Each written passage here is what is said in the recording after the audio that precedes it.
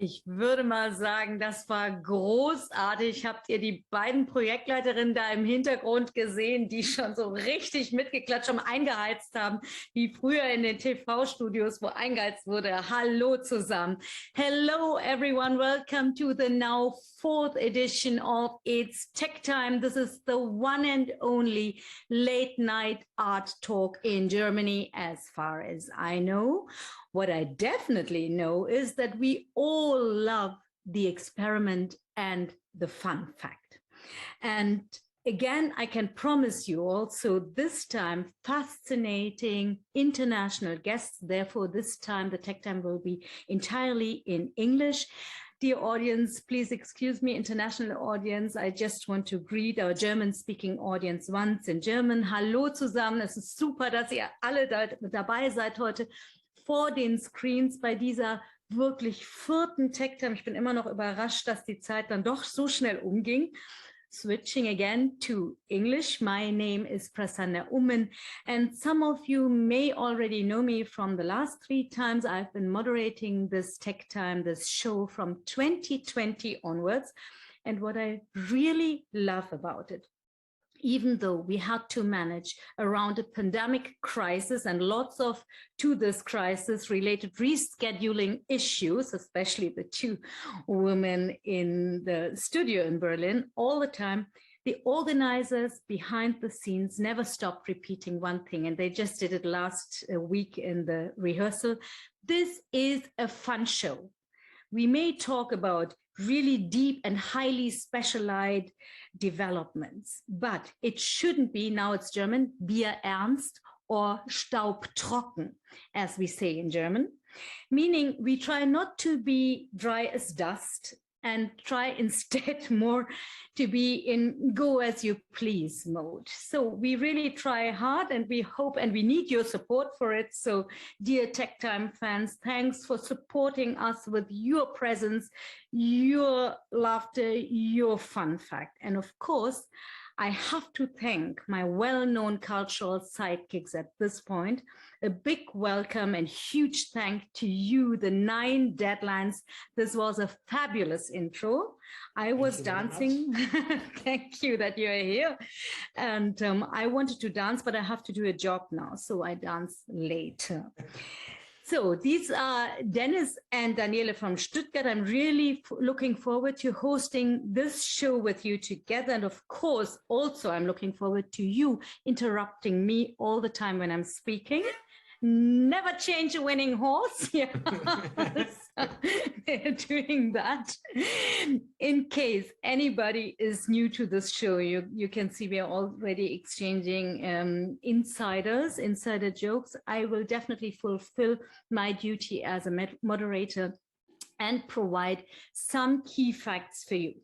With this format, which was launched in 2020, we want to present innovative technologies in connection with art.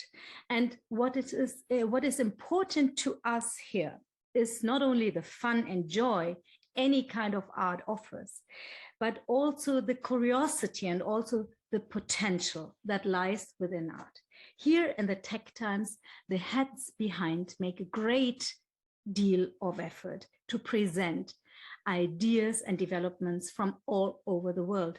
What a museum can and wants to be in the future, respectively, how it can secure its relevance in the future. Just note, when I speak of us, I mean the Next Museum IO community. And this is now the point to mention the funding partners, the joint platform of NRW Forum Düsseldorf and Museum Ulm is a project which is funded by the Fonds Digital program of the German Federal Cultural Foundation, the Kulturstiftung des Bundes in Germany. And this platform has initiated the Tech Time series. Dear participants, when you repeat things, you tend to establish rituals, and so did we.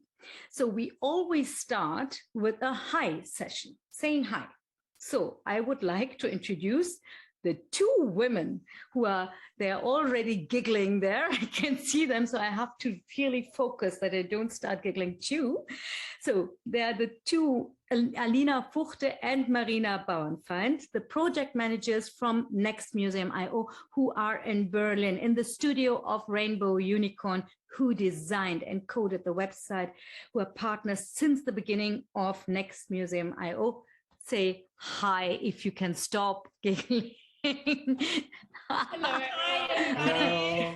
I love the fun fact. And now I'm really excited to introduce another sidekick. He is my safety net today. This time I have the luxury of a co-moderator and a digital art expert.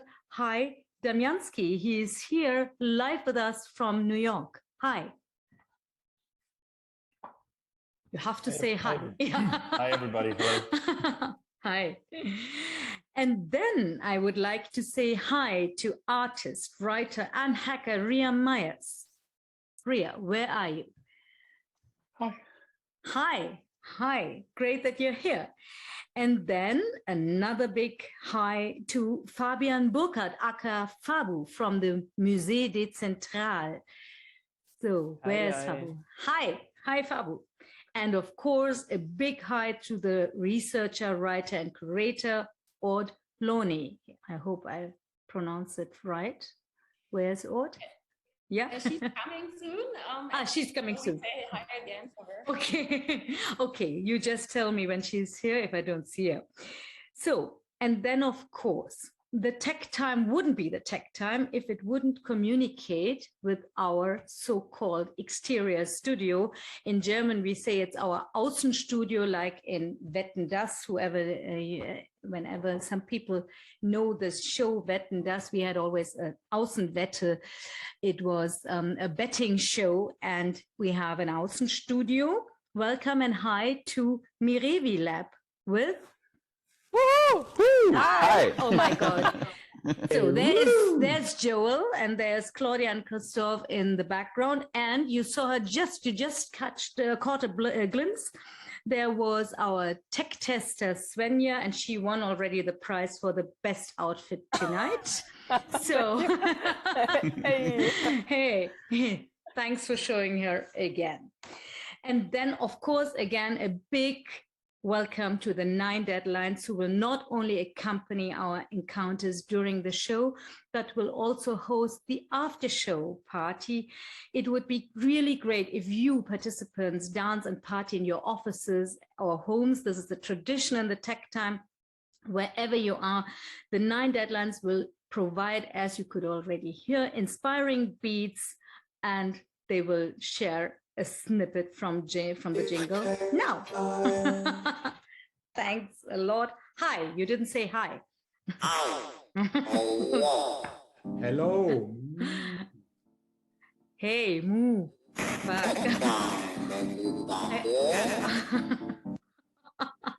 Thank you so much. Oh, yeah. 3, 2, 1. Did I promise too much? We start the show, they interrupt me, and I love it. It's really great. So, but now I start immediately. I have to, because the moderators are always timekeepers and we have a really fully packed program. So, dear Alina, I just start with you and Marina. The last tech time took place half a year ago. So I think we really need an update. Would you kindly give us an update? What happened? What's going on? Yeah, we do. Actually, we had a relaunch of the platform that kept us very busy for months, I say. Then there was the app release of ArtChat, which you can explore in the Museum Ulm and in the NRW Forum. You can participate in our exhibitions and write and post questions and stuff like that. And yeah, we prepared this tech time. So we really got familiar with blockchain, NFTs, DAOs, Metaverse, which is so interesting and such crazy stuff. So we're really happy to have those experts with us tonight. And what else, Alina? Yeah, I mean, there's one more experiment we would like to mention, the WebXR. Yes, I forgot the WebXR. Yeah, we were looking forward to do it with the Mirevi Lab also, and it's web-based augmented reality. And we can post it like in a few weeks, I would say. So keep looking on Next Museum.io and then you will find it. Thanks a lot. So quite a few things happened. Thanks a lot for filling us in. Dear participants, we are now back on track. Allow me to introduce to you tonight's schedule. We will literally dive into the topic of the day, the decentralization in the art world. So what are the topics? We will learn more about the OG generator. You may have participated in the poll before. Excuse me now for rushing through all the buzzwords of the evening. So I have to make sure that the schedule falls in place time-wise. So here are the buzzwords: Meta, NFT, DAO, D-A-O. So now we enter an area, as you can see, where one should admit that help is needed. So I can luckily ask my sidekick, Damiansky, who describes himself as an artist living in a browser. He is concerned with themes of power, poetry, and participation, and he explores the concept of apps as networks. Damiansky, I have a simple question for the intro. What on earth is an OG generator? Where is he? Hey, yeah, hello. OG generator, yeah. It's quite simple. I think over the last 1 or 2 years, a lot of Twitter bylines say OG crypto artists or G artists and whatever. And some of them, it totally makes sense. Some, I don't know. But I was like 2 weeks ago at an opening, a month ago, of Herbert Walter Linz in Linz. And that person started like 57. I kind of like put this whole word OG in perspective in my mind. So the OG generator is just like a parody on this whole term. You can basically say how long you're involved with art and technology, and then mint an OG NFT, and it's mutable. It grows over time, and you get another O to your OG. And it just starts from 2018. Everything after that is right now not an OG, based on the Twitter bios that I found online. You have to say what an OG is, Damiansky. Thank you, Marina. I mean, like the word says original gangster, but I think it stands basically for somebody who's like very early there and like was there in the beginning. So like I would say Ria is for sure an OG, and yeah, original gangster. She probably can tell more about it if you would like to, Ria. Yeah, it's a term that's been appropriated from, I guess, sort of African-American rap culture. It does mean original gangster. I'm not actually a gangster, nor have ever been one. I'm entirely within the law, but yeah, it's anyone who was sort of there at the start of a scene now. So yeah. So I got it. So when I researched, I got even more confused. I read it creates OG badge NFT or bad OG badge NFTs. So what does that mean? A badge is just like a stupid word, to be honest. It's just an NFT that you have in your wallet, and it says like depending on how you fill out how long you're in this space, it gives you like a different amount of O's in front of your G. There's like another version which is called crypto OG generator, where like basically it tracks what was like your first interaction with the blockchain. This one is a little bit more free, so that like everybody can participate. So I know, like, for example, a bunch of writers who like participated very early, but they were like part of it from the get-go. So it was kind of like to include everybody. Okay, so we got a short insight. Now I have to move on to the next buzzwords. Damianski, you are not excuses yet. How do we encounter the meta today? How can one explain that and the NFTs and the DAO on a low level? Sorry, what was the question? So how does meta happen today? So what are we expecting today regarding NFTs, DAO? What is it? If you would explain it on a low level, what is that? Okay, I always fuck those definitions up, but I'm gonna try it. So I would say like basically like an NFT right now, I consider it a container or like a certificate that you can own, and you can put anything into this container, or mostly anything digital. A DAO, I would basically, some people call it a subreddit with a wallet. I would probably call it like, not a corporation, but like a collective or like a group of people that is governed in the best case by a protocol and not by a person. Then at the same time, when you look how DAO's functioning right now, I think it's still like, there's still a little bit air. Like it's still like right now you have a lot of people who have to try to make it work, and you have like almost like a management team. But I think their goal ultimately is to get rid of that position and let the whole group decide together. Yeah, I think that's a good summary. I mean, we will dive into it later on after the speakers showed their presentations. Thanks a lot, Damianski. So, dear participants, you can all, of course, place your upcoming questions in the chat all the time. Damianski and our colleague Janina will forward your questions directly to the speakers or try to answer them. And the great thing is today that our speakers will be here with you during the show, so they can also answer questions after their inputs. So make sure that you interact. This is not a teaching event. It's the tech time, a space for meeting, knowledge transfer and fun, as I said. Speaking of the speakers, we are very lucky for having 3 guests with great expertise tonight, and I'm more than happy to welcome our first speaker here on the digital floor. I'd like to share one quote with you. We are having fun. So this is the quote. We are having fun building a platform for disrupting the art industry, making art available for everyone, and support artists in showcasing their artwork, unquote. This quote is beautiful. I think it's from Fabian Burghardt, aka Fabu. He is part of a Berlin-based team of art, tech, 3D, and blockchain enthusiasts building the world's first decentralized NFT museum, the Musee Dezentral. And his quote was from the behind-the-scenes video of the Musee Dezentral. The vision of the makers of this space is not less than to revolutionize the ways in which people experience art. And I can promise you all of them are really passionate about using the latest 3D technology to create immersive browser-based experiences that project the user into an alternate reality.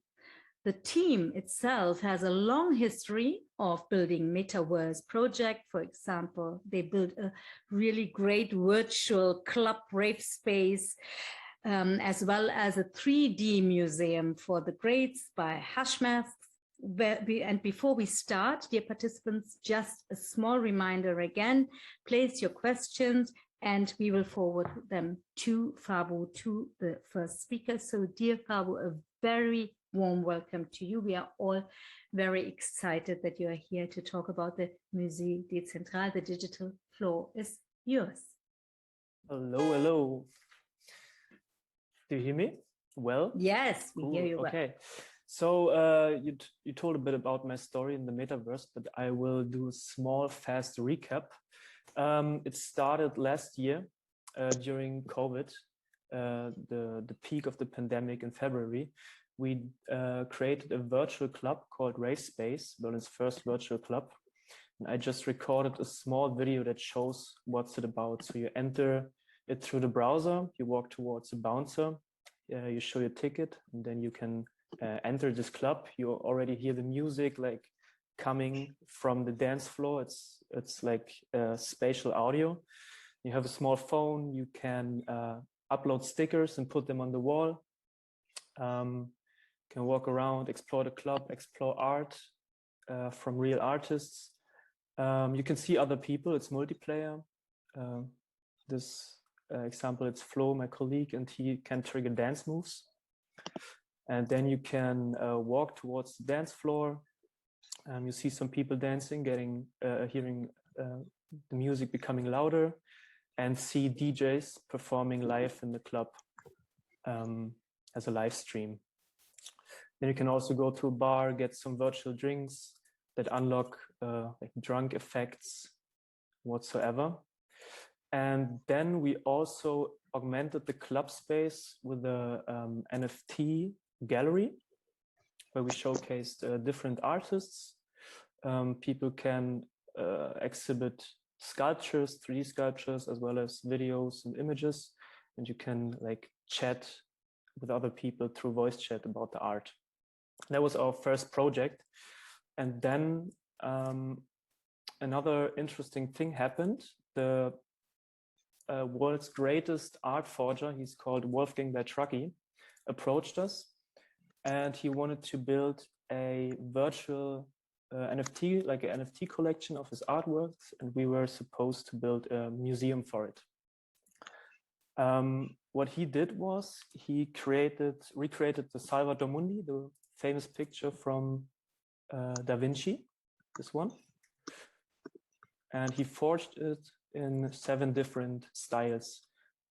This is in the likes of Da Vinci, then he has done it in his own interpretation, always the same subject, always the Salvator Mundi. This is some Picasso style. You see some Van Gogh.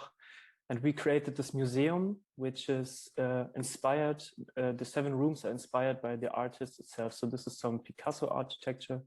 This is inspired by Starry Night by Van Gogh. Here you can see the Liechtenstein variations. This one is by Andy Warhol. We recreated his famous silver studio and put these images.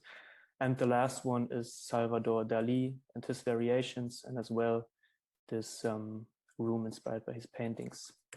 So the cool thing about the metaverse is you can really build everything. And this was our interpretation of a cool individual museum. So what we did next was we thought this art space is really cool. So why don't we use our skills to build a virtual museum? And I will show you a small trailer of our Musee Dezentral. It's a metaverse museum which has 222 unique frames. They are on 3 floors, 11 categories, and each frame is individual, and it can adapt the size of the image that you load inside. So these 222 frames are distributed in the whole museum. And you can, each frame is an NFT, and you can buy these NFTs and own a frame in the museum. Each of these 3D frames is a collectible, an NFT that you can trade because it's an artwork itself, because each frame has a different style and a different shape. But it also has a utility that it has a fixed spot in the museum. If you own this frame in the museum, you can exhibit your own NFTs inside and so curate the whole museum. So these 222 frames are curated by the community, by the people that own these frames. As I said, it's 3 floors. It's a really massive thing. And we not also have these 222 frames. We also have a Hall of Fame about the most important NFT projects. We have some curated exhibitions and also have some educational content about NFTs to onboard new users to the NFT space and learn about it. And in the future, we will also build some more museums next to the Musee Dezentral, for example, virtual museums for street art or for stolen art. We can extend the museum as much as we like because we are in the metaverse. And now let me jump right in the museum. Today I will start from the top floor. This is my avatar. And now we were walking towards the entry all the way down. And here on the top floor, you can see some of the frames, and people already loaded some NFTs inside. You can see GIFs. Someone even loaded his frame or her frame inside the frame. It's maybe a bit laggy because of the screen sharing. So here's some, all these frames are empty. These are all for sale still. We have some 3D sculptures as well, a waterfall. We have a lot of space for cool, freaky 3D stuff. This is the timeline of the history of NFTs. If you want to learn a bit, you can like walk around and learn something about the most important projects here. It's a pity most of the frames are still empty, but I think that will change soon. Let's go to the lower floor. Let me run really quick. Here's some exhibited NFTs. There's the big tree. And now we are approaching the lobby of the Hall of Fame. Here's some of the, oh, here's another user, that's cool. Hello. You can learn a bit about, for example, I bet you've seen these, the CryptoPunks. We talk a bit about the origin, you can learn about them. And we have these and we have these exhibition rooms. And these are not for the frame, for the NFT holders. These are for the community. We host different collectives, artists, or platforms that can have the control over these rooms for 2 weeks. And they can curate these rooms and use it for their promotional use or whatever, just to invite some people, talk about the art. And the cool thing about it is that we will also have a next museum exhibition. So if you're an artist, Alina team will tell more about the submission. So you can be exhibited in the Musee Dezentral in June. Yeah, that's it. Thanks for listening and having a look at the Musee Dezentral.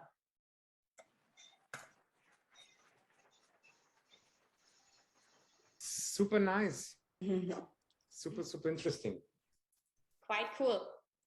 We have a little surprise for you because actually we have a cooperation with the Musee Dezentral for the mid of June, and I'm going to post a link to our open call that starts right now. So if there are any artists holding NFTs of their artworks, please submit and please take part in our exhibition. The community is going to vote 10 NFT artworks that are going to be exhibited in a special edition on Musee Dezentral.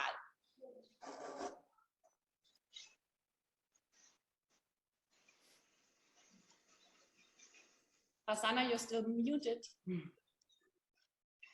Sorry, old mistake. No, I just said it's great because I think it's a great invitation, and please participate. It's really great that you placed it here, Marina. Fabu, now I have the privilege, that's what I love about moderating, to ask the first question, and then of course the others are invited, and Damianski has also questions, I think, and we will look at the chat. What struck me when I saw the video first and now your presentation is that this that your museum looks very classy. It looks like a classical museum, and I was really thinking, why did you do that? Why did you choose to make the experience so similar to the analog experience in a museum?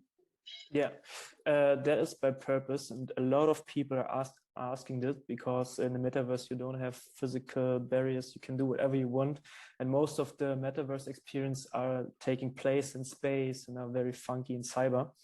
But we thought this space is quite new, and the best thing to onboard users to this new virtual world thing, metaverse, is if they see the similarities to the real world.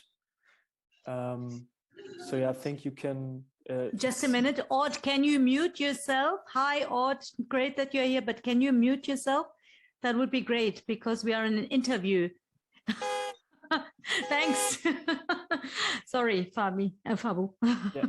And besides this, also, we wanted not only to make this experience for us, we want to make this experience of visiting a big museum available for all people from all over the world, even for people with cheap smartphones, with laptops, maybe people that can't access museums, and we want to like imitate the real experience of visiting it and bring it to the people, to the browser. Thank you so much. Now I understand. Damiansky, are there any questions in the chat? So far, there are no questions in the chat. But, so do you have a question? Because otherwise I have plenty. There they are.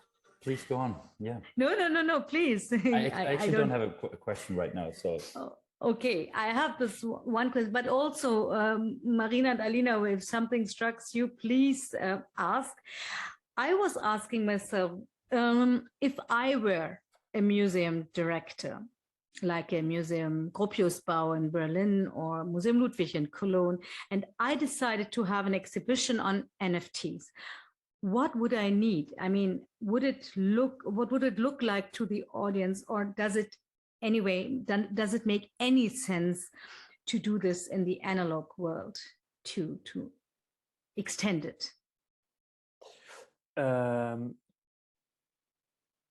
mean, as I said, if you, for example, the Gropiusbau, if you have a physical location, your audience is very limited. So there are only like all the visitors from the city that can approach or visit the gallery. If you recreate your physical space in the virtual world, you have a way bigger audience target group. You can address all people from all over the world. And I think to be very open and decentralized, it's a good step to recreate your physical venue. And a lot of people are approaching us and asking, want to do this, even the big galleries and museums. Yeah, so that's great. So it's getting started, I guess. So yeah, so you have to write handbooks. Yeah. Where are the other visitors? And I think it was meant that can you chat with other people when you're in the Musée Dezentral? Can you meet other people and have a discussion or something? Yeah, you can use a voice chat and talk to other people. You can also have a text chat. And right now there weren't too many people. But for example, if we start a new exhibition or have some updates, a lot of people are visiting and walking around. You can have conversations. It's quite fun if you're there at the right time. Any other questions? Because I have one critical question. Damiansky, I didn't want to. Do you also do sometimes like meetups or like small raves in the museum? Yeah. Nice. We even have a little dance floor built in. We can start parties. Club idea. If we want. Yeah. And yes, when new exhibitions are opening, we always invite the artists, and the artists do a stream, for example, on Discord, and guide the fan or the fans, whatever, through the gallery and talk about their art and explain. And we have to talk about the event program, Fabo. We didn't know that the small rave is an option for us. So let's do it. Yeah, we can do it. There's again a question. Yeah. Who wants to ask? Janina, do so. Okay. When is the right time to meet people in the museum? Is asking Werner. Yes, as I just said, when just follow us on Twitter, then you see if we open a new exhibition, and then there's the most traffic. So it's on the 1st and on the 16th each month. Okay. So I have Damianski, did you have one more question? No, I don't. Thank you. No, okay, then I have one final question, Fabu, and then we have to continue on the program. It's a little bit a critical question. As we know now, the cultural scene is also challenged by expectations, also from funding partners regarding sustainability. And this kind of digital museums require quite a whole load of resources, or does it not? I mean, does it not? Okay, then no. Can you explain that? Yeah, I can explain. I guess you mean minting NFTs on proof of work blockchains. So our frames are on the Ethereum network. So that means if you want to buy a frame, you need to mine that token on the blockchain. That's very energy costly. That's true. But not to visit this museum or build these museums. Yeah. So thank you so much. Mining NFTs could be costly. Yeah. Yeah. Okay. Thank you so much. Last mini question. When you think of the future of the museum, will it replace the analog museum in 20 or 30 years? What do you think? Just your vision.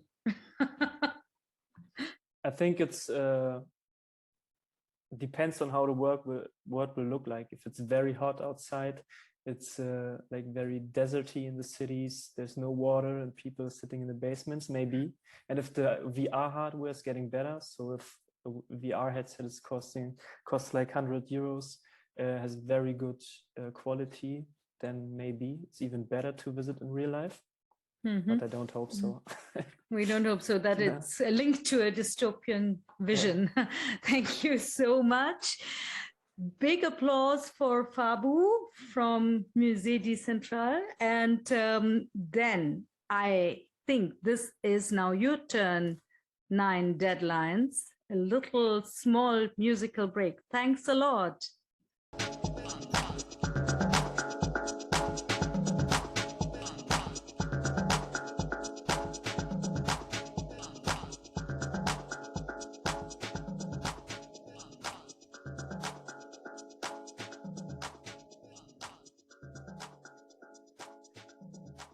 Thank you so much, 9 Deadlines. Oh, again. Just freaking me out.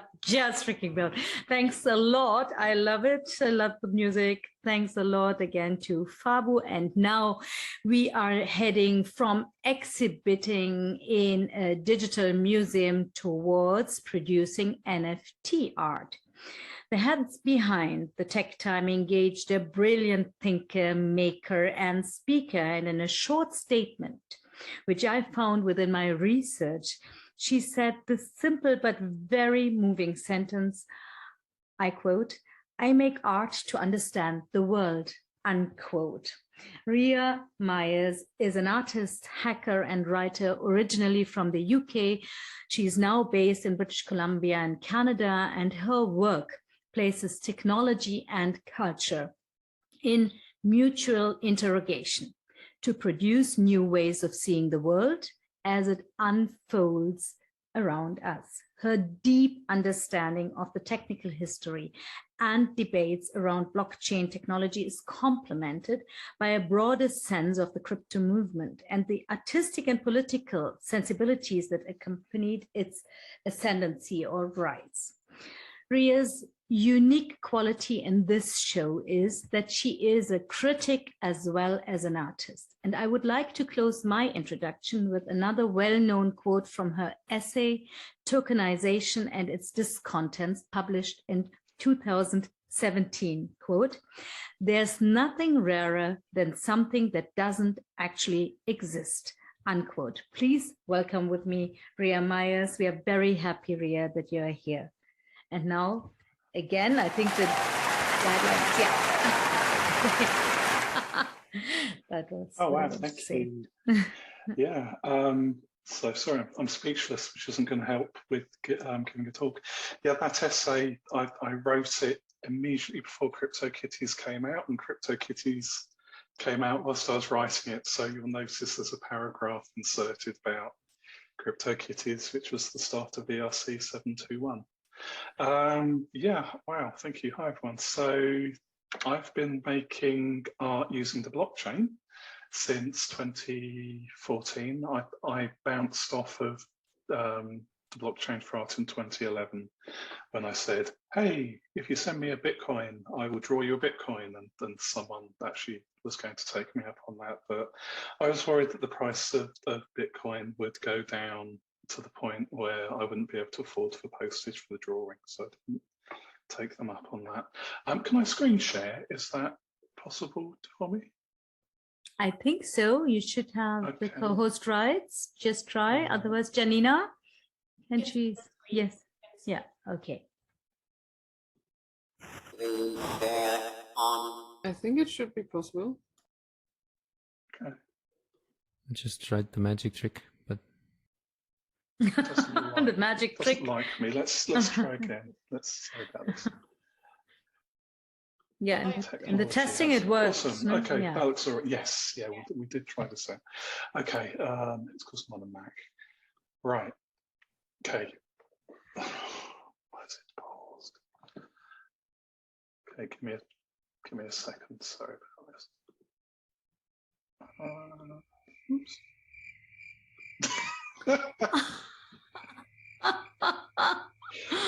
Wow, harsh. Oh, for flip's sake. Right, there we go. And go back. Oh, technology. Okay, one last try. No problem. Take your time. And then we shall improvise. Yeah. I think you can improvise. You have so much to tell. Yes, I will. For a full screen mode, or what's the thing? Because we saw your screen, so yeah, we saw your screen. I'm having trouble getting to the one that I want to get to. Okay, here we go. Right, yay, slides. Okay, let's do some.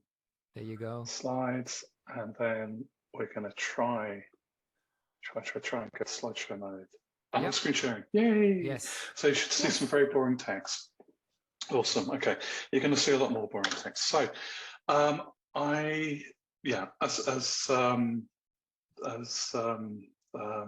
I mentioned, I was writing about NFTs in 2017. Didn't really sort of find my way into making art with them until a little while later, despite having been making art with the blockchain since 2014.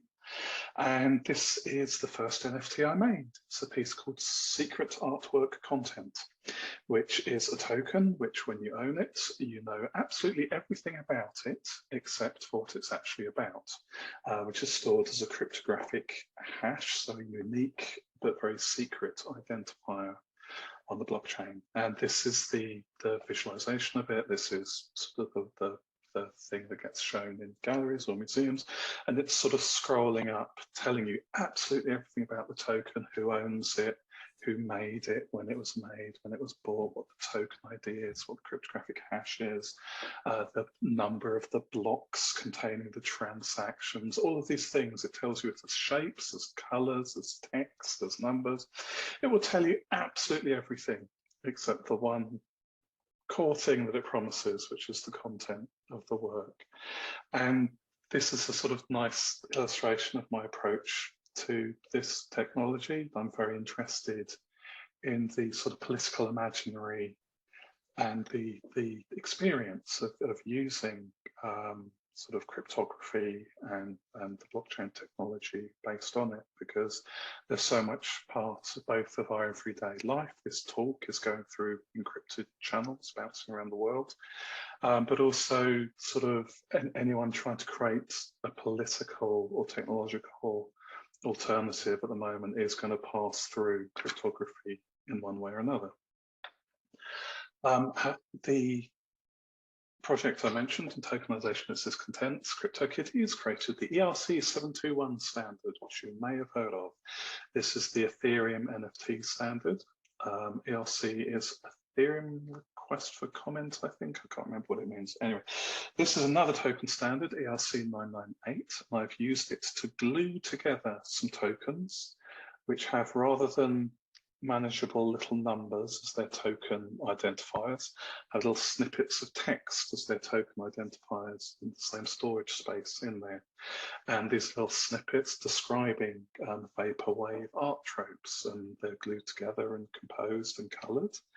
And this just sort of loops the whole sort of internet culture of everything being free and up for grabs and freely shared back through the sort of anxiety of ownership of NFTs and of fine art, where everything has to have a provenance and everything has to be ownable and legally cleared to use and everything. So this is a way both of sort of making something technically more complex than the other NFTs at the time, because I was feeling sort of like I was lagging behind a bit, having sort of started in 2014 and only just caught up with the idea of tokens. And sort of, yeah, it was a way of commenting on what was going on with rare art platforms at the time. This anxiety of ownership I mentioned only got worse as people started worrying about art theft, about sort of tokens being made of other people's art without their permission. So I produced this certificate. You'll notice by now that I have a thing for classical conceptual art. This certificate, which may or may not look like a Sol LeWitt drawing certificate, and may or may not be referring to a 3D model that I commissioned from some very nice 3D modeling artists some years ago under Creative Commons license. And this certificate basically says, if you buy this NFT and you print out this certificate and put it on the wall next to your 3D print of the work, I have had absolutely nothing to do with it. So rather than trying to resolve the problem of ownership by making ownership perfectly secure, this resolves it by making a perfect repudiation of ownership. And the only problem is that then galleries email me and say, hello, are we displaying this right? And I'm like, I can't be involved. If I'm involved, you know, you could probably sue me for breaking the terms of the contract in the license. You're not meant to ask me this. Okay, but is this the right model to print out and display? Yes, it's the right one, but you've got to stop asking me. I can't. So yeah, I've been touched by my own irony with this one. But it is a good faith attempt to describe the relationship that this has to the token, in particular the bits of it that try to manage the future of this, and sort of if it becomes fractionalized, or if it gets moved to another chain, or if there's a chain fork and you end up with like two equally valid Ethereum chains, what happens? And I was quite pleased to see that the very, very, very serious, very, very, very lawyers at the Koala group came up with reasonably similar rules for their model law for decentralized autonomous organizations. This aesthetic masterpiece is 1 Doge equals 1 Doge. I'm putting it in here because I'll need it to explain something that comes up in just 1 second. If you look at the bottom, and if you turn down the contrast and color on your screen, I do apologize, you'll see something that says 1 Doge, something, something, something, something, something. That is what's known as the seed, the cryptographic seed for a cryptographic key, which is used to make the Bitcoin address at the top, which also says 1 Doge. If you're a secret agent, this sort of leaking of information would be an absolute disaster. You would be woken up in the middle of the night because someone's worked out something about your cryptographic key. However, here it was a fun way of engaging again with the culture of this around Dogecoin, where they have this item of faith that 1 Doge equals 1 Doge. It's like, don't worry about the dollar value, and this sort of underwrote that with something other than mere assertion. Now, ignore that.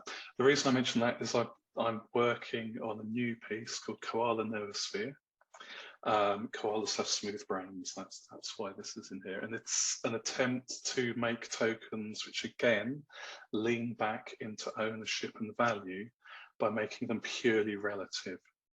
These are tokens where you don't know the color of them, don't know the size or the shape or the position or the form or the content of them, and you can see how this relates to my previous work, but you definitely know that you own them and you know how they relate to the other tokens. They may be darker, they may be redder, they may be smaller.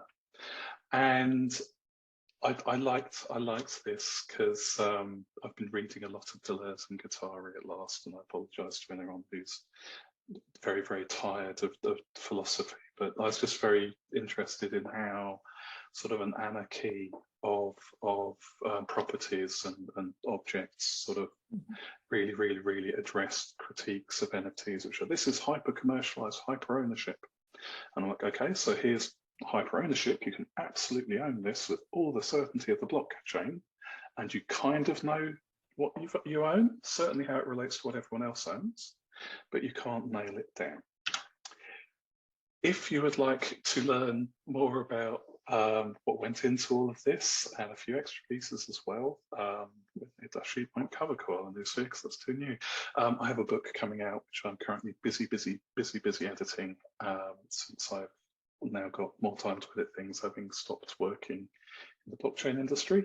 It contains tokenization as discontents, the short story Bad Shibe in a slightly less short version, so even less happens in it, and things about art and blockchain. It's called Blockchain Provocations because I'm always worried people think I'm serious about destroying the content of the Earth's museums and uploading scans of it to the blockchain instead.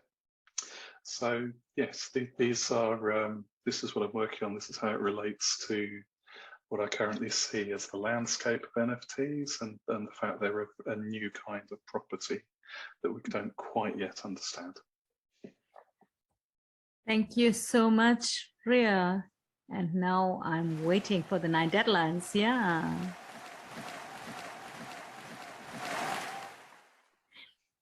And now I can't take the first question because I just must share a secret with you. Damiansky is a huge fan, so he is he is, of course. This is your turn, Damiansky. You can ask the first question because I'm sure you have one. I hope I'm not red right now. I think like I saw the first time outside of a browser the secret artwork piece at the Sotheby's show last year here in New York. Yes. And that was wonderful. And it was wonderful also because there were like, I think 20 different works and all been like very flashy and shiny. And this one really stood out just from like the aesthetic it has. And it's like compared to all the other ones, very conceptual. And I think your work in a way opened for me a little bit this idea of smart contract as performance or as artwork. I don't know if you like that term, but that was kind of like what happened in my head in that moment. Yes, definitely.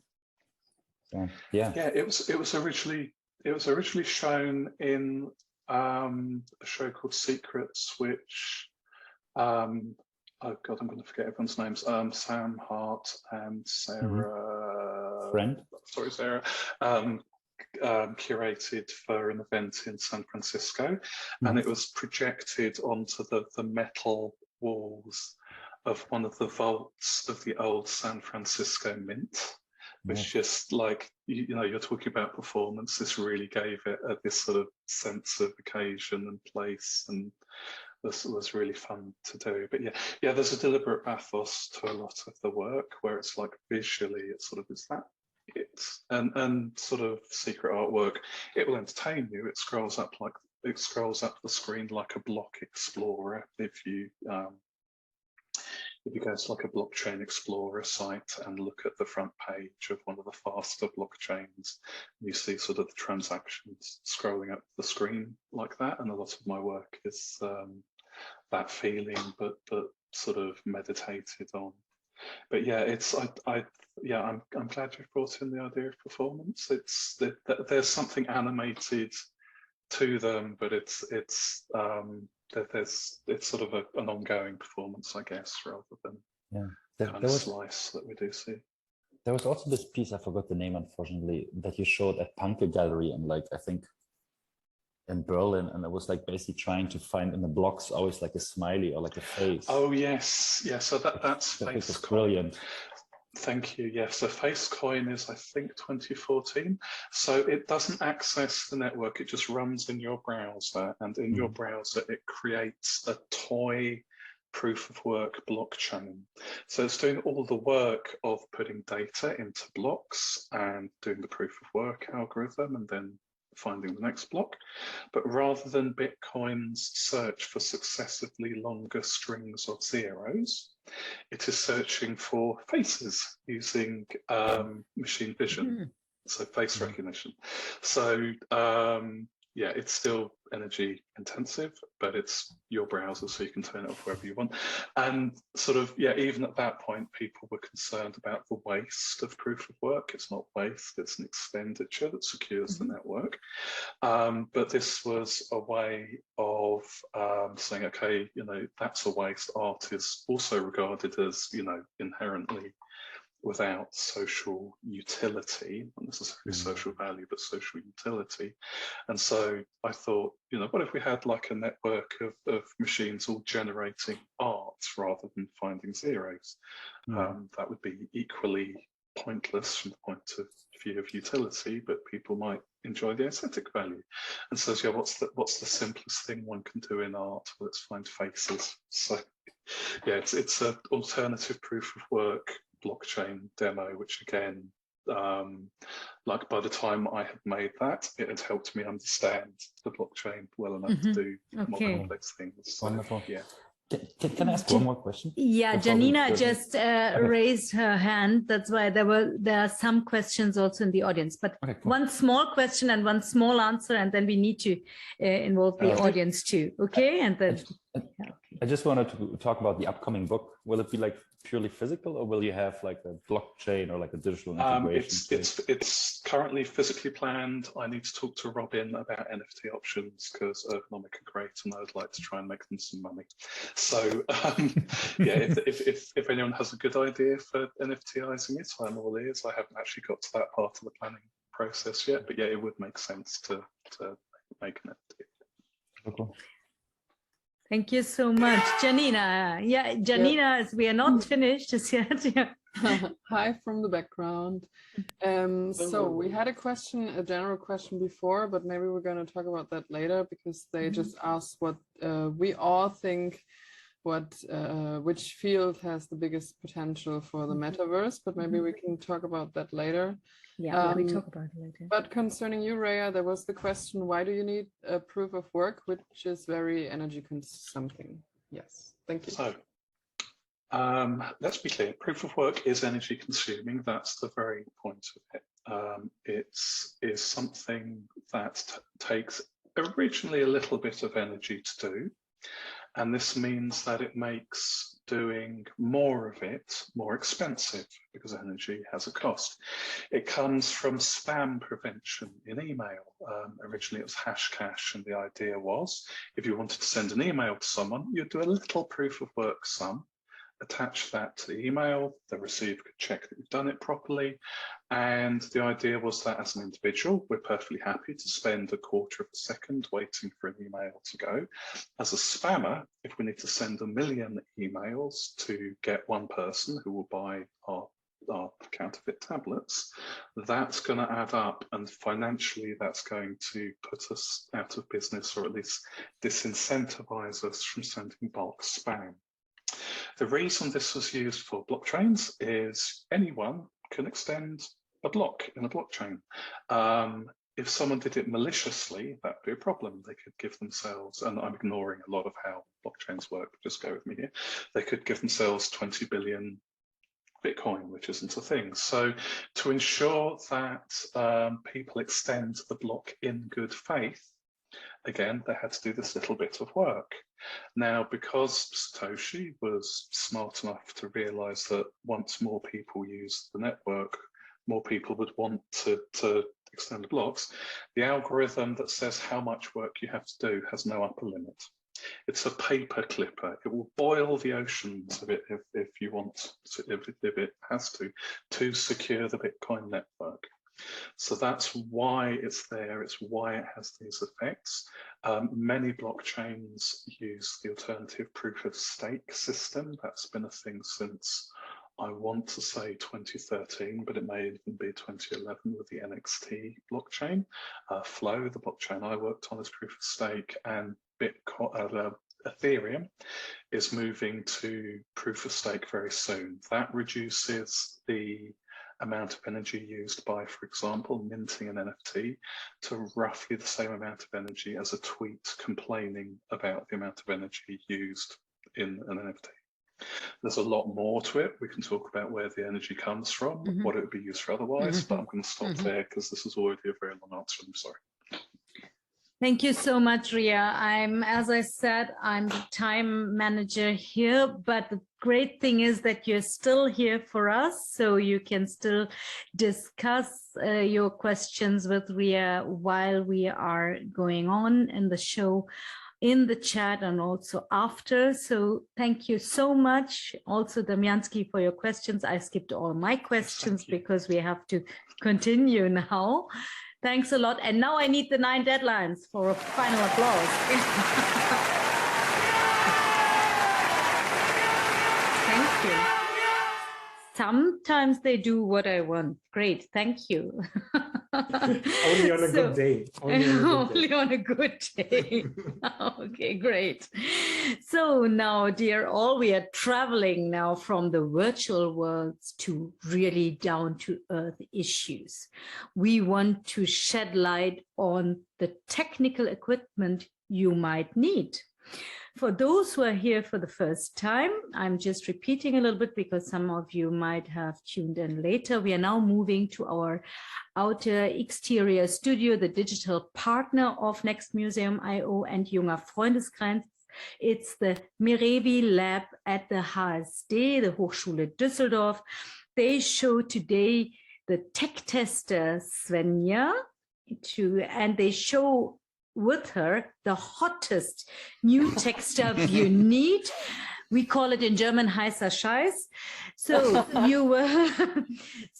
you will be well prepared and equipped for a trip into the metaverse. Dear audience, you know the procedure. Please place your questions in the Q&A, in the questions, and we are watching and also including your questions later on. Hi, both of you, Joel and Svenja.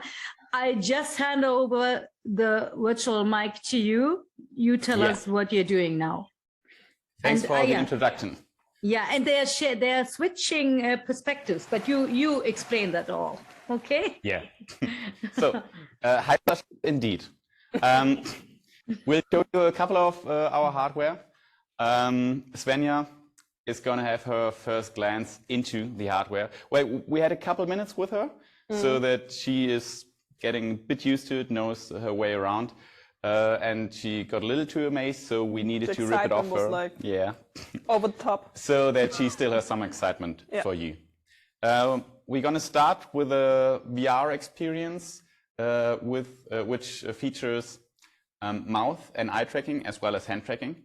So this is supposed to show quite a bit of immersion into the world and being able to navigate an avatar which can express itself as well. I need to get a short dive into it just to get the setup right, but just in a second we're gonna have Svenja. Yeah. So Svenja, you're excited, really excited. I'm totally excited. Okay. Yeah, I only tried once in my life the VR headset for the PlayStation. Okay. But you didn't feel sick. But you didn't feel sick. That's the most important thing. Yeah, okay. No. Okay, good. But now the professional setup I'm really excited about to try it out today. Yeah, it's already crazy. Like as you can see him already. Yeah. Yeah.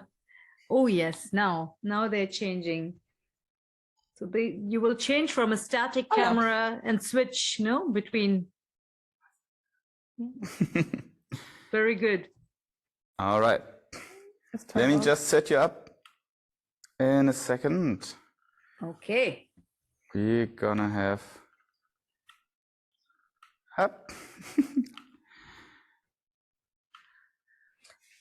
So All right. you rehearsed this, but it looked different. So it's really, I'm really also excited.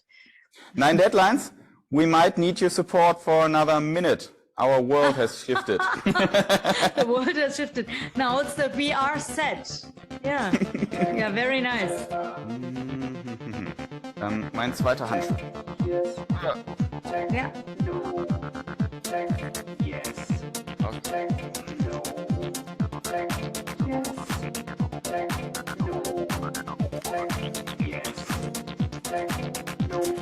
Svenja? I'm very sorry, but I might need to set up a couple things. That's fine. Take your time. Got thrown out. Inventar. New essentials. Avatars.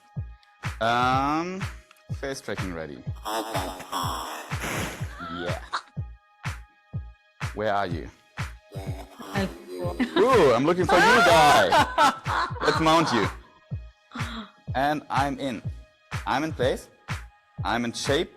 And I just need Hero to show you guys what I'm looking like. Exact, very good. And hopefully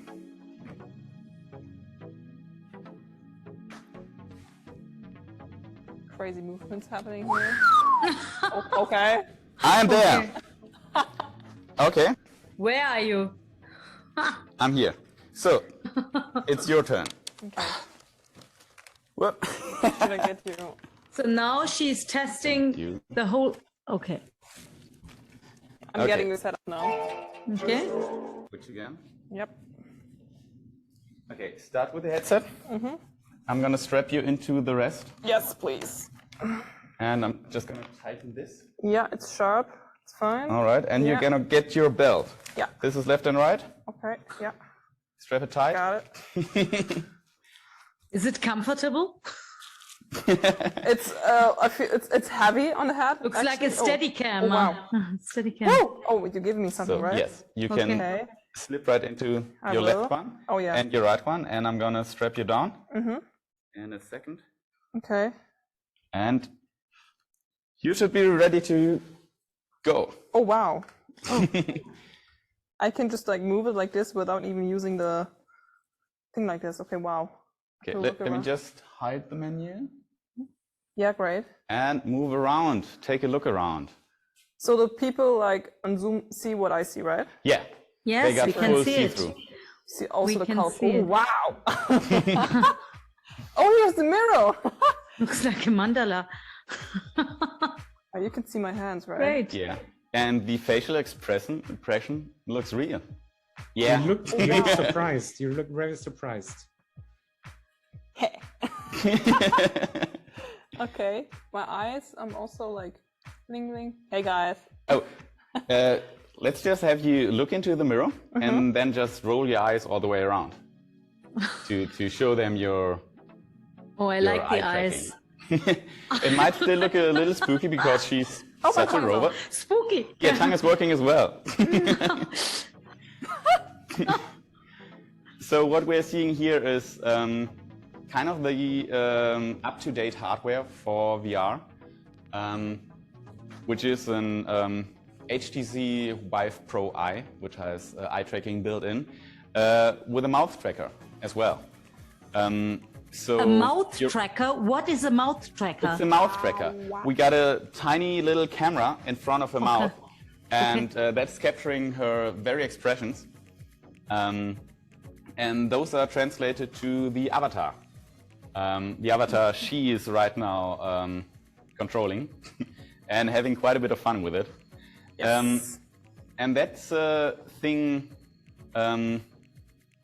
what Meta, formerly known as Facebook and founder of the Metaverse phrase, it's really up to, because to have a social interaction in Metaverse, you need to be able to give all the inputs into the Metaverse. And while you can type in emojis and have fun with them, to have the direct interaction is really worth it. I cannot form a heart right now. Okay. Okay. Okay. We get the idea. Are you comfortable? Okay. Yeah, actually I am. Yeah. Okay. You can maybe just try to fool around with those kaleidoscopes. Take the joystick to move forward a little. Which a little one? further Here. to the left. Yeah. Oh, there we go. I can walk. Oh, wow. Oh, now it's getting a bit confusing. Oh, what do we have here? So cute. What Those is this? Actually, little artifacts you can put into the kaleidoscope to make your own kaleidoscope. How can I grab it? Can I grab it? Just try grabbing it like in real life with the full hand. Okay. I take this one. I'll try to do. Is it working? It's not with really... all the fingers. You didn't catch it. You didn't catch it. Not quite yet. Not yet. Maybe the other hand. My thumb is somehow not working. Failed. Oh, wow. I feel like a sports reporter right now. Yeah, this is the actual disc where you can create your own what is it? Kaleidoscope. Yeah. Try to make a fist while grabbing it. When you grab into it. Oh. Yeah. Wow. So if you now take a look around you, you can see the projection on the other side, which has differed because you took out a bit of the equation. And if you put it back in, you're gonna see some green lines and maybe some stars again. Oh, yeah. Really? It's working. There they are. Oh, wow. Awesome. Should I go back to this one again? You can try to fill your own okay. little cylinder, like on the other end. There's, a little further. There's a blank chart, a blank glass. Mm-hmm. Why I have to like go down all the way here. Mm-hmm. Okay. Okay, so, well, yeah, we got it. So now you can place it somewhere in the air and you can fill it with some of those ingredients. Oh, that's nice. I want to have this one. Can I grab it? All the fingers? Can be... Not. Oh, yeah, it's here. It is. Yeah. Where is it? Plung. Okay, nice. Take something from here too. Oh, I got two. Haha. That's a good one. Okay, and then a pink one because you're getting better with the hand now. Yeah, we're getting better. So now you can try to move back. Oh no, wait! I gotta move the joystick. I better. I don't want to. Sorry. So now take out all the other discs and put in your own disc. Leave. Don't need this. Don't need that. There you go. Oh damn! Wow. Is it NFT already? I don't know. Yeah. You tell me. Ria, it's creative is it NFT? And it's digital. Oh, that's cute. It's not in line with certainly blockchain. Unique. Wow. There's no other kaleidoscope like it. Yes, So it's non-fungible. it is certainly unique. Yeah, right. So this is a bit of an environment in which you can play around quite a bit. Had quite a bit of fun, but what's missing here is the actual social part. So we're gonna try to see another universe, another metaverse. Okay. Can I take you out of your contraption? I feel comfortable Start right with your here. hands. Okay. And your head. And the belt. Okay. Oh wow. Welcome back. Thank you. So Svenja. So how was your first trip? It was really interesting. Coming back to reality is sort of weird, to be honest. It's like you're in this asking you, I mean, this is a shopping recommendation course also. So would you buy it, Svenja? Yeah, maybe. For like those kind of interactions, why not? Actually, to connect with people would be kind of nice. To also bring it further, maybe to the retail. Also, like maybe like the Gucci metaverse, how they did it with Roblox and stuff. It's like really cool, yeah. Okay, now he's testing out another one. So what is this? No. So we're trying to set Svenja up for the next experience. While the last one, you've seen it, was quite experimental, like at least from all the cables hanging down and all the hardware you needed to actually get this experience.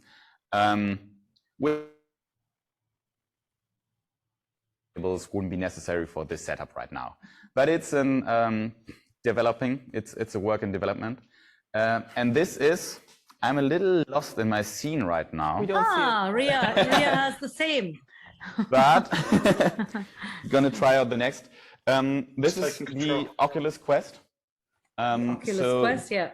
This is a rather consumer product, and it's the cheapest one in our lineup tonight. And you can just try to strap yourself in. You got your hands right here. I think I clapped them. And this is the ready-to-go experience. And it's a bit like the NFT museums we've seen before. So you can walk around, you can interact with other users. If there would be any, it's always a matter of knowing your way around, because you can get lost in the digital world as well.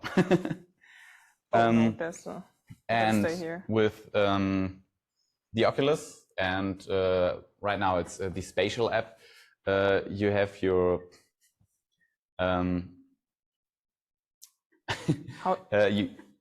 sorry, can I just jump or can I also walk? You can walk as well if you walk around a little, like in real. Like walking? No. You can just walk around a couple meters, because we got room scale borders for you, so you wouldn't dash into anything. No, I mean, but in my world, I just jump from one spot to another. That's right, correct? Yeah. Oh, you usually jump. I'm sorry. Yeah. Oh, okay. How do I get up? You can try if you can see some sort of arc to move you up there. Yeah, I see it. How do I grab it? Oh no. No, I think you need to point with your with the joystick as well. Yeah. So there might not be an actual feature to climb ladders. Oh, I see. Okay. So you might need to walk around. Okay, I just jump. I think, wow. There's our way back in. I was looking for it. So we found the actual gallery. Great. Here with quite a few amazing graffitis. So this is what we've already talked about. Some sort of gallery, like, I know, NFT and blockchain, and would need to be certified in the right ways to actually be part of this. But this is a gallery which you can set up on your own and try to showcase some DRM-free art of yourself. And yeah, that's the introduction to the metaverse, to have your way into the VR experience on the easiest or maybe just cheapest way possible. But if you've taken your look around, and yeah, that's a bug. Actually, it's the icon of a bug, because there are some issues with the connection. That's why there are so many blank spaces. Yeah. So let's talk about the downsides of metaverse. I don't know. Yes. Yeah, let's hang out. But tonight. We don't have much we more got scheduled time. For 8 o'clock, and then your internet breaks down. What do you do? Travel to the dope gallery instead. Should I do it or not? You can do it, but we might switch our our HMDs anyway. So yeah, it's coming. I can surely see it's coming, but there's still a couple things. Let's take you out. Okay, first your hands. Okay, this one. Next your head. You can just scoot it off. Thank you so much. How was the experience? To compare with the first one, this was more like the simple way, I would say. Also, like the first was really complex, like really, and grab some. You have some technical lapses. I don't know if it is for everybody else, because I can't hear you all the time. There's some. I start talking. You hear me? You hear me now? Yeah, it's jumping. It's jumping. Yeah. It's cutting off. Yeah. Usually our mics are working all right. That's weird. Yeah, now it's back. Now it's back? Now. Are we back on track? Better, yeah. So we got audio again? Yes. Now. Okay, awesome. Very good. I was just saying the first one was more complex, like better and more interaction, I would say. And the second one is more like the simple way, just jump. And not like the first one, you could actually walk with your avatar. And the second one was like, okay, I jump from spot to spot. But the headset, the actually VR glasses is more like lightweight on your head. It's not that heavy. Like the setup was not that complex and also looked really nice. And things like from design wise, it's like actually quite pretty. But let's see what's the third one's going to do. We are loading. We're loading. Okay, you have a third one. Back in the scene. Okay, because we are a little bit running out of time. So we have to fast. Okay. Okay. Just tighten the screw. Yeah. Put on the visor and be in the scene.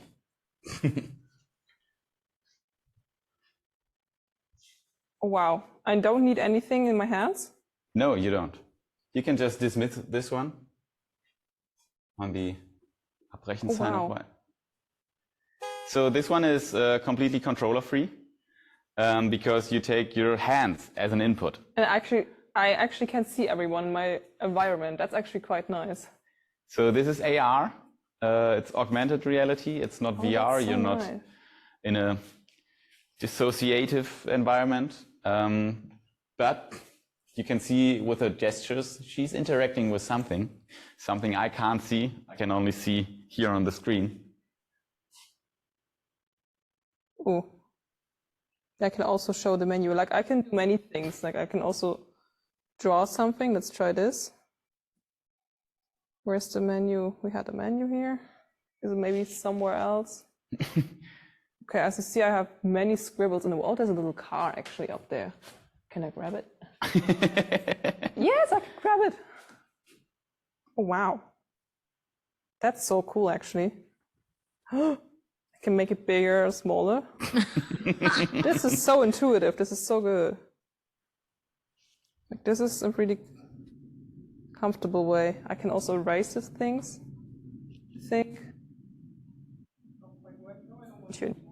Bye. Someone is yelling, don't erase the artwork.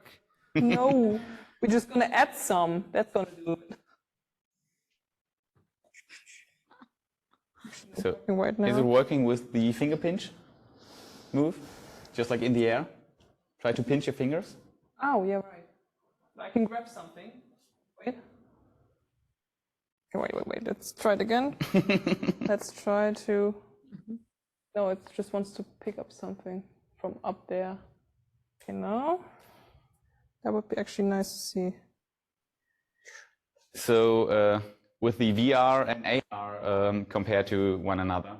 There we go. I'm sorry. No problem. Go ahead.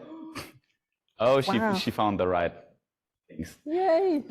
Yes. AR is actually quite challenging to have it work because you need to have it like believable for the eye of the user, so that it fits right into the environment you see. In VR, you can go into some low poly world, and if everything looks like a cartoon, you're all right with cartoon. But as she is looking through her visor, she sees the real world, and everything that she's adding needs to fit into this real world.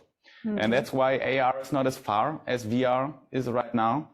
But I've heard people say that the real breakthrough for Metaverse and for the social interaction in a network framework needs to be in VR. So we're gonna see where it actually ends.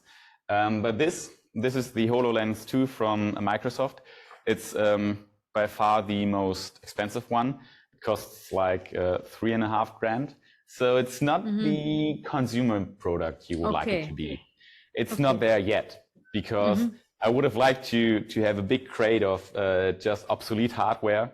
In this kind of tech world, it only takes 2 years and your hardware is obsolete. We got a basement full of stuff that we can't use anymore because either drivers or network protocols and stuff aren't working anymore. So this world is moving so incredibly fast that you can only imagine what's coming next and what's going to be the next thing and what's going to be working. And Did you just spill a glass? No, I don't think so.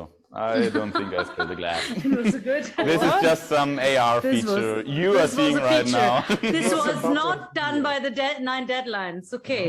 No. Yeah, so Not your we are fault. very excited as we've seen what has happening in the last couple years. So be ready for what's coming in the next years. This is so cool. This is by far the best one, actually. All right. Like this one and the first one. So we're going to have an after show party, I guess. Yes. Okay. Okay, cool. Okay. Okay, thank you so May I? much. Just a short, yeah. So, Svenja, just say experiment 1, okay, or the trial 1 was the best. Or was it the third? For the interaction, the avatar, that's like the best one. Yes. The second one, like I would scale it on the 3rd place, but the last one I wore is actually best one because you can actually see your environment, so you don't get like dizzy or lost. So you just interact also with the people around you, the physical people and the physical things, but also like add your ideas, which is really nice. And the hand gestures, you don't need something in your hands. That's really nice. Yeah. So did you expect that? No, actually Joe? not. Like I know the second one, and yeah, it was really nice. And Joel, did you expect her scale? A bit, yeah, because it's a matter of immersion to dive into the VR world. And if it's more and more believable and you see your avatar acting just as you're acting into the camera, into the hardware features, it becomes more and more natural. So with the first one, the broad interface to communicate is just a matter of getting this to work. And with the last one, it's really a thing of having your hands free and having gestures that feel natural because they are built to being you can relate natural. better. So yeah. And you don't need to dive into I wouldn't call it fake reality, but virtual, another reality, because this one is augmenting your reality. So with the headset on top, like this doesn't have like these long cables and everything. Cables. You can start to interact with your real world. Yeah. And you need to believe me, if you're underneath this headset, well, we've seen the see-through, but seeing it with the stereoscopic 3D aspect, it feels like very, very, I don't know, touchable. Yeah. Thank you so much, both of you. I have to now continue now on the screen. Thank you very much. 1 applause and 9 deadlines. The transition.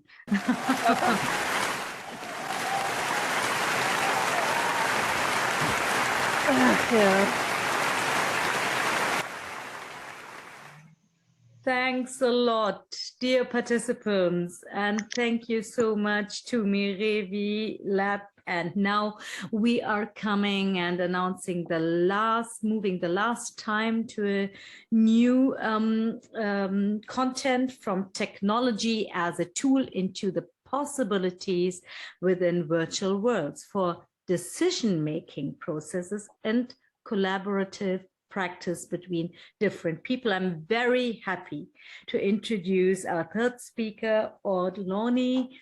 I can't see her right now. She is an independent researcher, writer. Hi, Aud. Hi, we didn't say hi as yet. I say you are an independent researcher, writer, and curator, and trained as a philosopher. And dear audience, dear participants, a significant part of her writings and exhibitions deals with the influence of the internet as a hyperobject more than as a technical tool. and advanced technologies on contemporary art and society. For the past 5 years, her research focus has been on crowdsourced and distributed decision-making, which I find highly interesting, through algorithmic and blockchain-based processes. More generally, she is also interested in ethics and in art that interferes with the, and now listen, the power mechanisms underpinning governance structures. And with this quote from herself, it is easy to describe what she's currently doing. I quote, "I'm currently writing a book on DAOs and editing one about algo-taylorism. I'm also initiating a fully decentralized exhibition to open worldwide in October 2022, and I'm launching a Web3 education program for French-speaking art students together with EBB and Global." Welcome, Aude. We are looking forward to your presentation, and we are happy that you're here.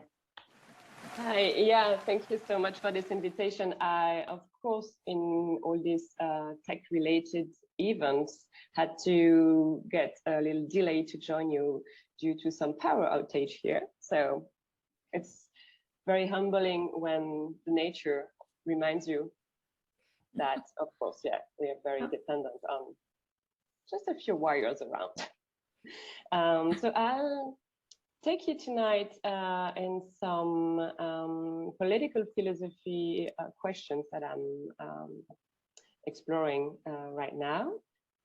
So it's going to be a little bit more theoretical than everybody else. So I hope you're going to bear with me. So several years into what was then the new millennium, the game seemed to dramatically change. Everything became participatory. If the premises had already been visible in the 20th century history of theater and were by then fashionable in contemporary art, especially within relational aesthetics, it really was the advent of Web 2 and its flood of so-called networking platforms, enabling what we came to define as internet communities that turned participation as a cultural concept into a cultural situation. So if popular participation had long been synonymous with an active involvement of people in socio-political processes when not giving rise to revolutions, the participation that was on everybody's lips in the early 2000s was rather a hollow one, a participation going with the grain. Clicking, liking, posting, commenting, we were quickly turned into demographic, emotional profiles. And sham public policies followed suit. Everything making people feel as if they had a voice was good. Thus, it was when the participative became a leitmotif that it proved to be the most cosmetic. So among the sharpest critiques that were raised, the architect and theorist Marcus Misson and the economist and journalist Hannes Grasseger put it as follows. It was as if participation had become an end in itself, the sedative of the years 2000. As the media theorist Felix Stalder notes, the digital condition has eroded many of the categories that have structured modernity, among them the notions of public and private, of professional and amateur. Going further, the researcher Sophie Toupin observed that until about the year 2000, when data extractivist logic had not yet fully permeated our digital lives, we lived in a world where there was a clearer opposition between the digital commons, developed as part of the non-market orientation, and what was then called e-commerce and the emerging knowledge economy.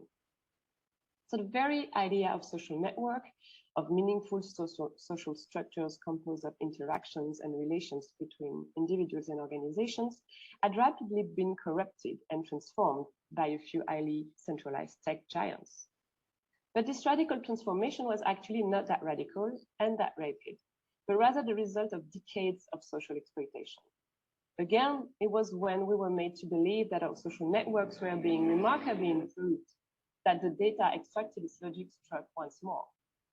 So if the division of calculus, coupled with increase in the speed of photographic capture and the event of new measuring instruments that offered new ways of analyzing motion, led to an ever-increasing fragmentation of tasks, reducing humans to mere clicking machines, it's precisely this industrialization of the division of labor that induced the amplification of the fantasies of automation of the human, turning von Kempelen's illusory chess player into an artificial intelligence service 2.5 centuries later. Villiers de l'Isle-Adam, this French author who wrote in 1886 The Future Eve, was also a sort of unwilling source of inspiration for this gig workers powered sweet text messages service.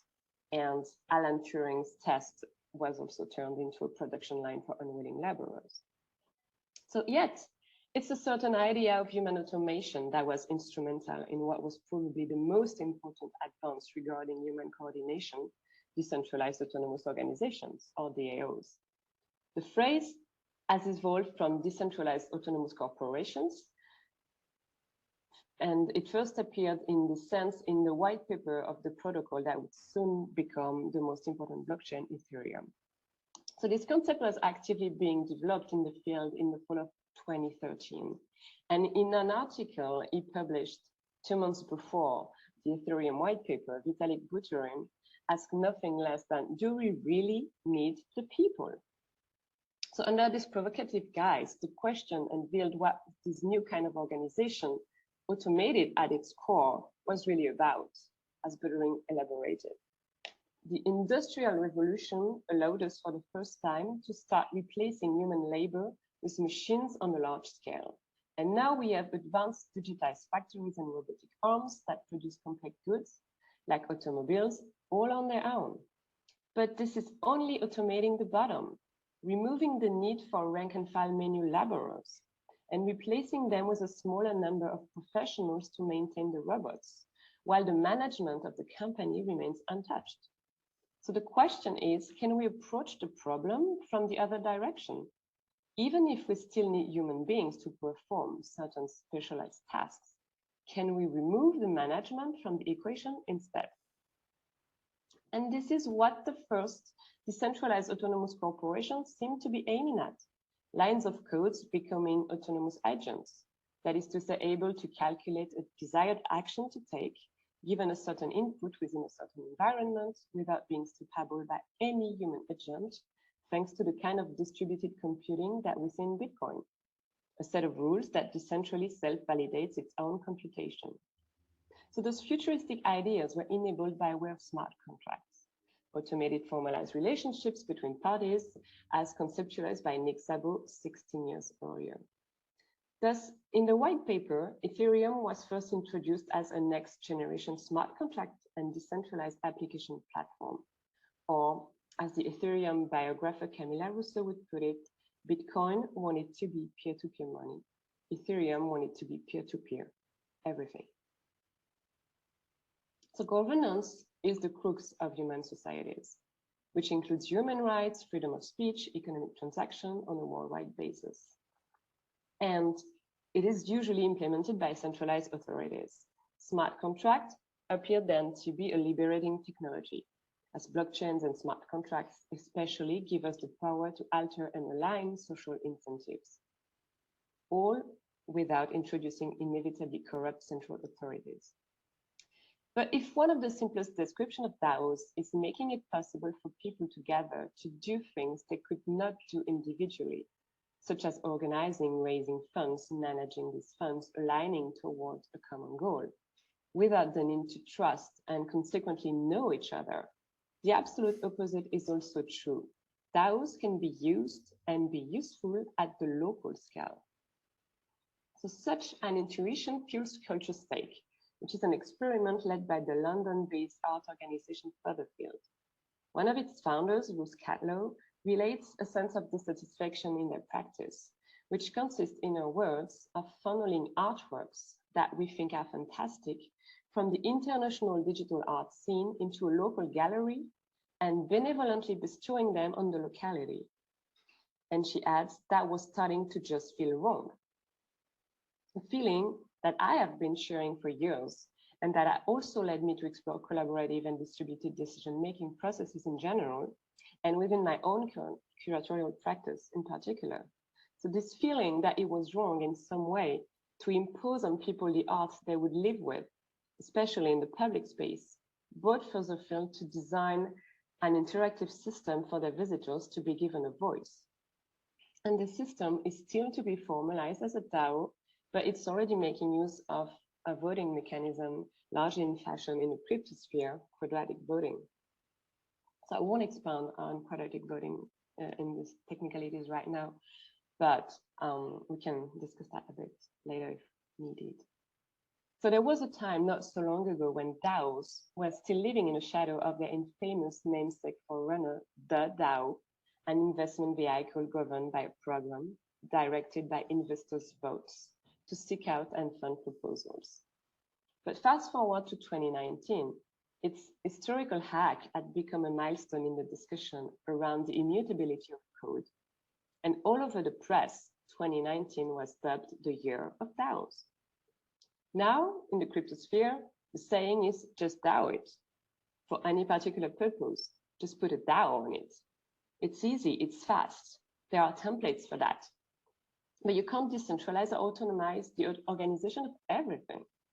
Although the premises of such organizations are to provide an operating system for people and institutions that do not know or trust each other, who might live in different geographical areas, speak different languages, and therefore be subject to different jurisdictions, the shift from a bureaucratic to a technological regime is far from trivial, and it's far more complex than just choosing the right template.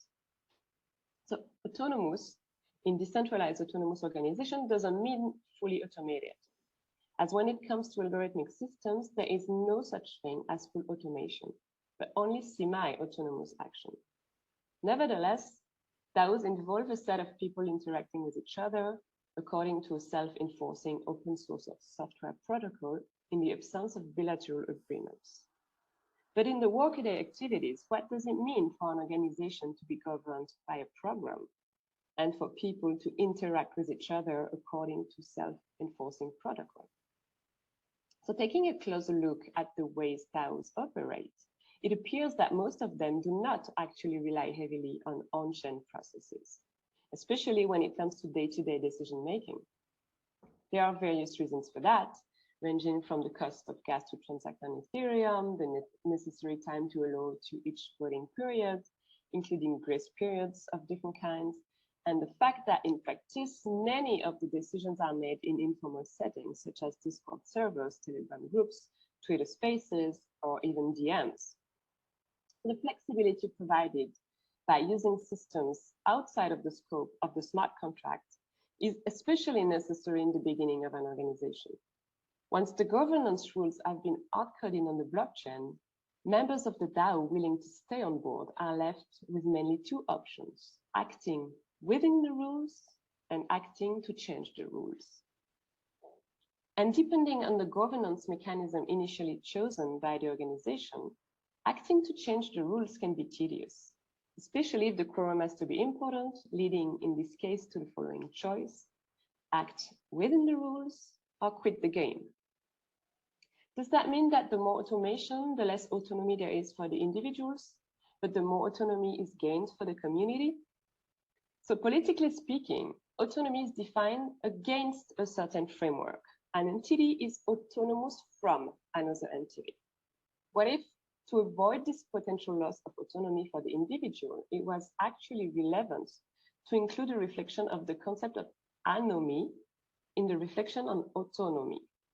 So anomie is an ancient Greek term brought up to date in 1885 by Jean-Marie Guyot, a French philosopher, and it originally designates a lack of fixed laws. And this concept enables the philosopher to devise new forms of human relations, of autonomies that are not in reference to constituted norms, but to personal morals, leading to laws that the individual imposes on themselves. A sort of individualistic moral anarchism, if we can put it so. That's of course relevant in relation to DAOs whose social scope exceeds simple financial coordination around defined goals and touches on broader political organizations, such as the ones aiming, for instance, at establishing citizen villages or simple art organizations. So shared ownership forms the core of these organizations that allow anyone with internet to be in the room. Here again, the concept calls for examination. Does it stand for some sort of formally equal relations based on exchange, or some genuinely equal relations based on sharing, to borrow a distinction from David Graeber? Does this algorithmically enhanced shared ownership offer the true actualization of a communism that only happens in Marxist fantasy of an association of free men working with the means of production held in common and expanding their many different forms of labor power in full self-awareness as one single labor force? And if this is so, how can this capacity for collectively producing common value be reconciled with the underlying ethics of crypto, traditionally oriented towards the sovereignty of the individual and regulation by the market? So these are the questions I'm exploring lately. Thank you so much. Or big applause for this really engaged talk. Thank you so much. There you are. There you are.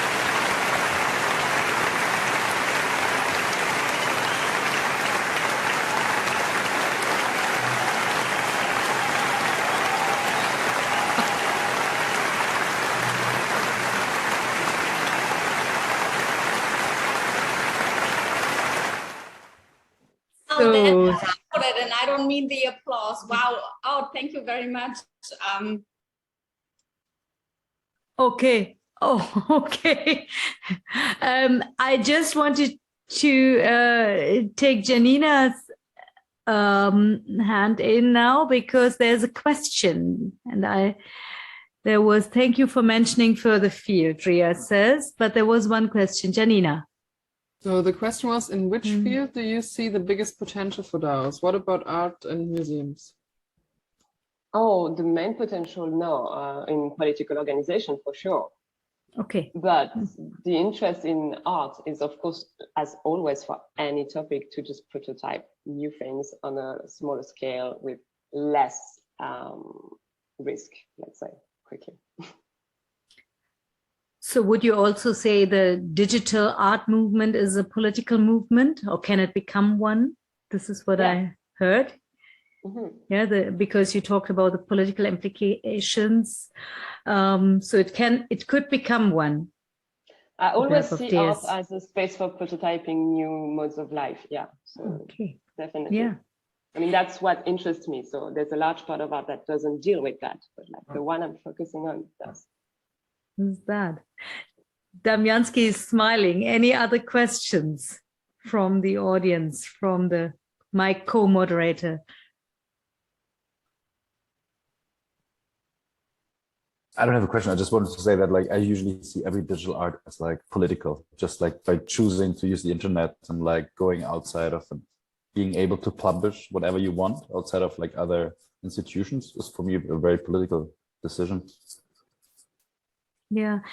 Right now, there's a current gold rush in the NFT market going on. And does it sabotage or counteract these ideas of political utopias? What's your I was about to say that's why I'm careful, and I say the art I'm focusing on, because what is labeled as NFT art, in my opinion, is not art most of the time. It's, you know, colorful JPEGs that are bought and sold. So, and I mean, in some way, it's like extremely interesting because, of course, it blurs the also new categories, as I was mentioning earlier, between artists and non-artists, because everybody can produce art NFTs and call themselves an artist.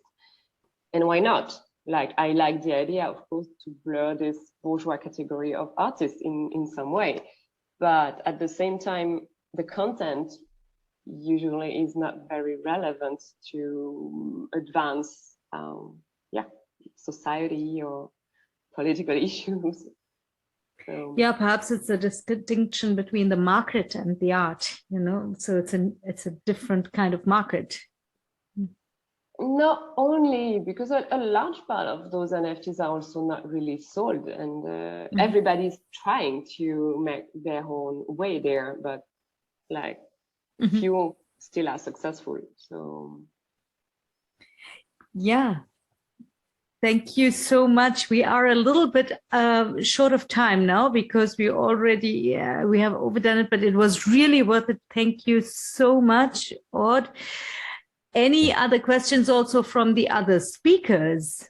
There was a big discussion going on also in the chat. I couldn't read it, but all the time because I was listening to you. No, there are no questions, and we still have some music on our schedule. So I would say we are at the end of the 4th tech time. I can't believe it. Can you believe it? I can't. It's really, time has really just, was running like nothing, and we have reached the end of the evening.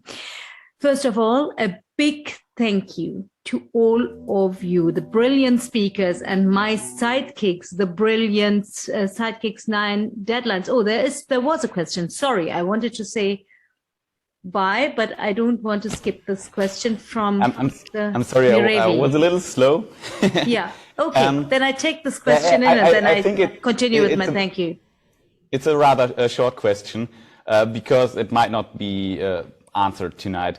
But I was wondering, as NFTs usually are like little pieces of visual art, what about like audio art? I'm thinking about 9 deadlines as well. Like, are there any pictures in the gallery which actually have sound to it, like in one of those NFT museums? Or is there an NFT museum just for sound, just for snippets, or is it the whole title, the whole piece as well? Is it a thing? Can it be a thing? I mean, it must be a thing because NFT is just the container for every sort of art. So shouldn't it be audio as well? I do this one. Yes, there are many audio and video and 3D NFTs. Music was one of the really early areas that people realized that NFTs will allow them to represent property and community engagement in a different way. So yeah, you get I can't remember all the names I want, but if you have a look at Matt Stryhurst and Holly Herndon's Interdependence podcast, then they've been looking at that for quite some time. Sound art, more specifically, I'm less familiar with, unfortunately, but certainly performance and movie and other kinds of sort of not sculpture or painting have long since been represented as NFTs. They are there, they just haven't reached the same popularity level of... Yes, they're here. They're just not evenly distributed yet to Mac or William Gibson. Yes. Thank you. Janina, there was one question. I think Marina had a question, right? Ah, okay. Couldn't see it. Totally fine, but we just decided it's okay. Thanks. Okay. Okay, then I continue with saying thank you to both of you for your outstanding performance. 4 tech times. I think this needs an extra applause. They did everything. Really great speakers. And of course, also to the whole Next Museum IO team, you really did a wonderful job. You performed well, you organized, you did really great rehearsals. Thanks a lot. I must say it was a wonderful atmosphere to work with you. I had a lot of fun. I always learn something, and I'm already looking forward to meeting you at some other events, perhaps at upcoming events, which you find on the website Next Museum IO. You please all stay tuned. The 9 deadlines are playing for you just a little bit longer, so you can dance if you want and you can party if you want, and you just tune in yourself now and we can all see you. Thanks a lot. Thanks to the brilliant speakers. I had a wonderful time. Bye. And thanks to my co-moderator, Damiansky and Janina. Thank you so much. And deadlines.